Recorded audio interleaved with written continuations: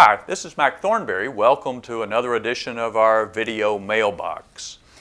Alan from Iowa Park wrote in about the recent congressional funding bill. Some call it the omnibus, some call it the cromnibus, that recently passed the House and the Senate. Alan says, Mac, I'm disappointed with your vote. Can you explain the thought process that led you to vote for this? At some point, we need to start addressing the national debt. Do you have any idea when this is going to happen? Well, Alan, it actually happened with the bill that you're writing in about. As a matter of fact, now we have 5 straight years of discretionary spending going down. So the bill that I voted for cuts discretionary spending. It is still going down in real dollars. The challenge we face are the entitlements programs, which keep going up.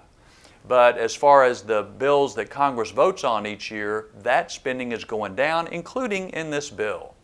The reason I voted for it is because overall I thought it was better for the country to go ahead and have this spending bill in place. There's a couple of misconceptions about it.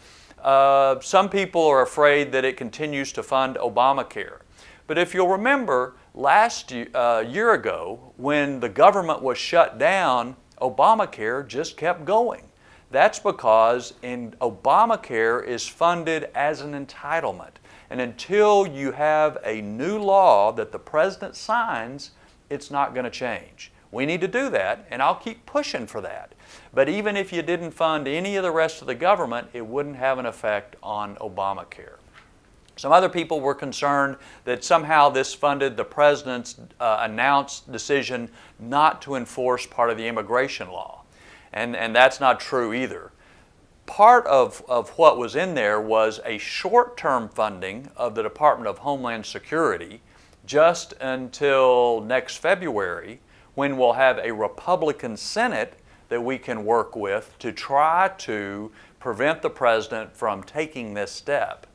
But even there, if the Department of Homeland Security got no money whatsoever, the president can still pick up the phone and say, do not enforce immigration law, and it doesn't get enforced. So the key is we've got to get some things signed into law and work with the Senate rather than against the Senate, which is what we've been dealing with for all these years, in order to make these changes. In the meantime, this bill does have restrictions on new regulations such as clean water. It prevents any new regulations on ammunition and fishing tackle, which they have been trying to push.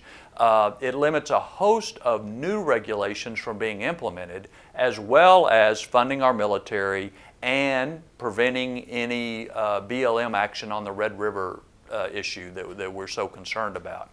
So the reason I voted for it is because it is fiscally responsible, it stops a bunch of new regulations, and voting against it doesn't really solve the health care or the immigration issue.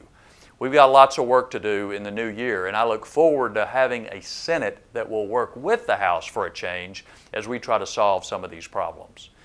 Thanks again for your calls, your letters, your emails. It always helps me do my job better when I know what's on your mind. Please keep them coming. This is Mac Thornberry. We'll see you on the next video mailbox.